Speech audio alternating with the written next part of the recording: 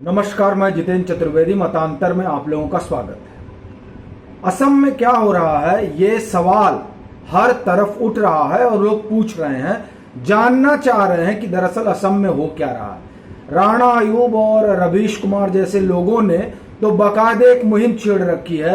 राणा अयूब ने बाकायदे इसको अपने ट्विटर पर शेयर किया है और उसको इंडियन मुस्लिम अमेरिकन काउंसिल ने अपने ट्विटर पर शेयर किया है और उसमें जो तस्वीरें साझा की गई हैं वो बड़ी विभत्स हैं और उसके जरिए ये बताने की कोशिश हुई है कि देखिए किस तरीके से यहाँ पर माइनॉरिटीज को परेशान किया जाता है, उनके साथ दुर्व्यवहार किया जाता है। और बाकायदे उसमें ट्वीट आप देखेंगे तो उसमें लिखा हुआ है कि ये वहां की पुलिस कर रही है। 10,000 की भीड़ आकर घेर लेती है और तब अगर पुलिस अपनी आत्मरक्षा के लिए कुछ ना करे तो बढ़िया है, तब राणा अयूब को भी अच्छा लगेगा और उन तमाम इंडियन अमेरिकन मुस्लिम काउंसिल के जो लोग हैं उनको भी अच्छा लगेगा, जो लोग इस तरह का अभियान चलाते हैं। आप ये कहिए एक तरफा अभियान, चूंकि पूरी बात बताने को कोई तैयार नहीं। अभी सुबह मैं देख रहा था तो कांग्रेस की तरफ से एक बयान आया कि भाई मुख्यमंत्री है और एक मतलब मुख्यमंत्री है और भाई एसपी है, तो क्या होगा कि आप जो चाहे वो कर सकते हैं। दरअसल इस तरह का परसेप्शन जब गढ़ा जाता है तो इससे समस्या खड़ी होती है और समस्या ये खड़ी होती है कि लोग बाग जो हैं वो उनके जो देखने और सोचने समझने का नजरिया है, उस नजरिए में आप ये कहिए कि संदेह पैदा हो जाता है उनको कि ये क्या कहा जा रहा है। तो दरअसल जो पूरी घटना है वो आप सुनिए, और ये ऐसा नहीं है कि ये मैं कह रहा हूं।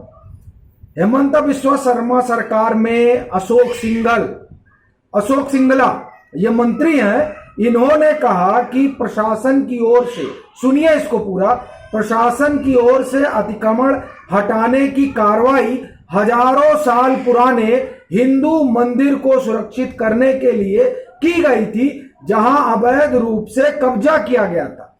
अब आप सुनिए आगे।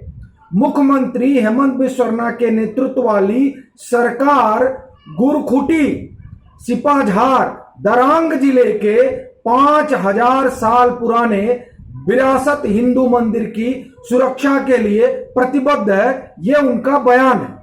अब आप ये समझिए कि 5,000 साल पुराना शिव मंदिर है और जो अभी डाटा आया है तकरीबन 5,500 बीघे जमीन पर जो है, आप ये समझिए कि कब्जा है। किसका कब्जा है? अवैध प्रवासियों का कब्जा है। और ये डाटा है जो मैं आपको पूरा बता रहा हूं और फिर हम लोग उस पूरी पिक्चर पर आते हैं। देखिए 2012 में नॉर्थ ईस्ट पॉलिसी इंस्टीट्यूट का एक अध्ययन आया। उस अध्ययन में बताया गया कि 5,548 बीघे जमीन पर घुसपैठियों ने कब्जा कर रखा है। अब एक आरटीआई से यह भी पता चला है कि असम का 4 लाख हेक्टेयर जंगल क्षेत्र अतिक्रमण की जद में है।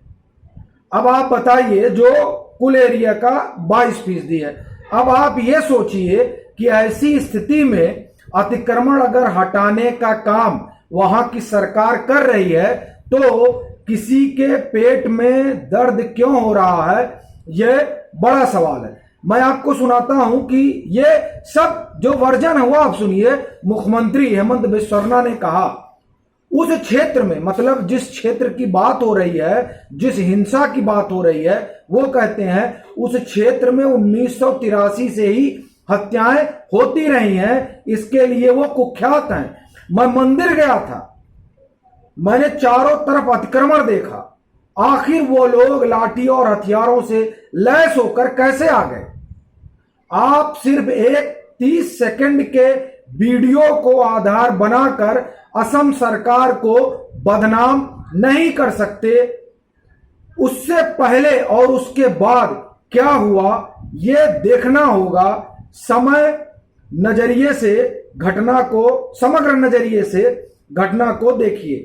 वो आगे कहते हैं कि अगर कोई पुलिसकर्मी इसमें शामिल है तो वो खुद कार्रवाई करेंगे उस हिंसा में जिसको बताया जा रहा है।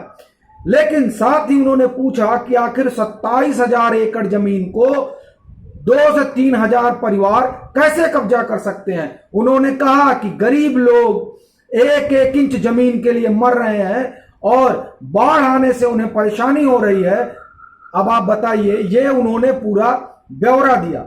वो वही ये कहते हैं, ये उनका बयान है कि जब 10,000 लोग घेर लेंगे पुलिस को तो पुलिस क्या करेगी। मंदिर की जमीन पर कब्जा है। लेकिन ये जो पूरा वाकया है, इस पूरे वाकये पर बात करने की बजाय सेलेक्टिव तरीके से असम को और असम के मुख्यमंत्री को लेकर अभियान चलाया जा रहा है। जो लोग चला रहे हैं उनके बारे में हमने आपको बताया, और ये इसलिए भी चलाया जा रहा है क्योंकि पीएम इस समय कहां पे है, अमेरिका में है। अभी राकेश टिकैत ने ट्वीट करके कहा, जो बाइडेन से टैग किया है उनको, तो कहा कि साहब इनसे जो है किसी कृषि वाले मसले पर बात करिए। आप सोचिए, फिर मैंने आपको सुबह ही बताया, मैंने फिर अभी कुछ देर पहले एक वीडियो किया उसमें ही बताया, और मैं फिर आपको बता रहा हूं कि 22 तारीख को इन वामपंथियों और आप ये कहिए कांग्रेसी जो मैं यही कहूंगा दरबारी, उन लोगों की जो जूम मीटिंग हुई, उस मीटिंग में यह तय हुआ था कि ह्यूमन राइट का मसला उठाया जाएगा। So called human right, so called minority harassment and so called, और जो भी आप हरासमेंट उसमें जोड़ पाए, और सो कॉल्ड जर्नलिस्ट हरासमेंट, जो कि राना अयूब का भी मसला उसमें उठाया गया था। ये लोग एक, आप ये समझिए कि टोटालिटी में एक अभियान चला रहे हैं। जबकि जो बात हेमंता बिस्व शर्मा कह रहे हैं कि आप जब असम की घटना को एक वीडियो से जज करिएगा तो आप कैसे समझ पाइएगा कि क्या स्थिति है। और एक चीज आप ये भी समझिए कि वहां पर जो घुसपैठ है, उस घुसपैठ को हटाना किसी भी चुनी हुई सरकार का दायित्व है। वहां के जो लोग हैं, जो वहां के इंडिजीनियस है, वो क्या करेंगे।